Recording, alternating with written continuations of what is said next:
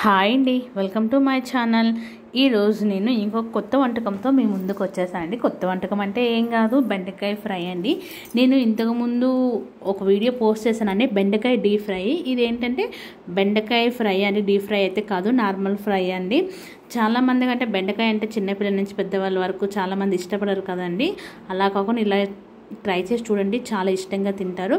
మనం ముందుగా ఏమంటారు, బెండకాయల్ని మంచిగా వాష్ చేసుకొని పొడి క్లాత్తో తుడుచుకొని సన్నగా కట్ చేసుకోవాలండి. సన్నగా కట్ చేసుకున్న తర్వాత స్టవ్ ఆన్ చేసి స్టవ్ మీద 2 స్పూన్ల ఆయిల్ వేసుకొని అందులో జీలకర్ర, ఆవాలు, శనగపప్పు వేసుకొని ఇవి బాగా వేగిపోయిన తర్వాత ఇందులో 3 ఎండుమిర్చి వేసుకొని సన్నగా కట్ చేసుకున్న 2 ఆనియన్స్ని కూడా వేసుకోవాలండి.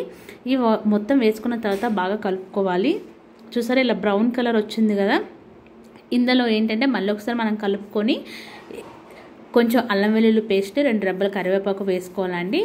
వేసుకున్న తర్వాత మళ్ళీ మనం కలుపుకోవాలండి. ఎందుకంటే నేను కొంచెం స్టీల్ దాంట్లో చేస్తాను, ఎక్కడ మళ్ళీ అడుగు అంటుకుంటుందా అని కలుపుతూనే ఉన్నానండి.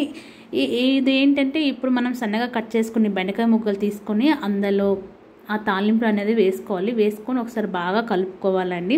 మనం ఎంత సన్నగా కట్ చేసుకుంటే టేస్ట్ అనేది అంత బాగా వస్తుందండి. ఒకవేళ పిల్లలకి పెట్టాలనుకున్నా సరే ఇప్పుడు దీనిపైన మూత పెట్టేసి ఒక 5 మినిట్స్ పక్కన పెట్టాలండి. సిమ్లో పెట్టుకోవాలండి. 5 మినిట్స్ తర్వాత తీసేసిన తర్వాత చూసారా, కొంచెం మగ్గిపోయింది కదా. మగ్గి బెండకాయలో ఉన్న జిగురు మొత్తం బయటకు వచ్చింది కదా. ఇందులో రుచికి సరిపడా సాల్టు, కొంచెం 1/2 టేబుల్ స్పూన్ పసుపు వేసుకోవాలండి. వేసుకొని ఇంకొకసారి కలుపుకోవాలి.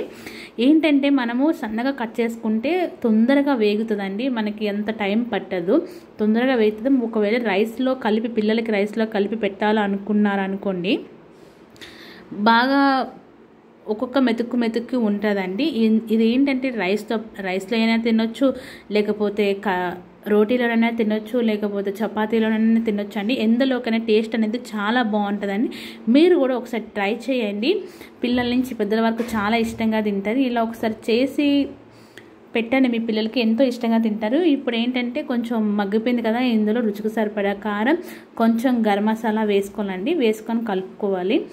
ఏంటంటే చూసారా, ఇప్పుడు ఇందులో ఉన్న జిగురు మొత్తం పోయింది. బెండకాయ ముక్కలు అనేవి సపరేట్ అయిపోయాయి కదా, బాగా వేగిపోయింది. ఏంటంటే నేనైతే డీప్ ఫ్రై పెట్టానండి. డీప్ ఫ్రై వీడియో అయితే నేను ఆల్రెడీ పోస్ట్ చేసేసాను యూట్యూబ్లో. ఆ డీప్ ఫ్రై ఏంటంటే 1 వీక్ వరకు ఉంటుంది. ఈ వీడియో కనుక మీకు నచ్చితే like and share and subscribe. Bye friends.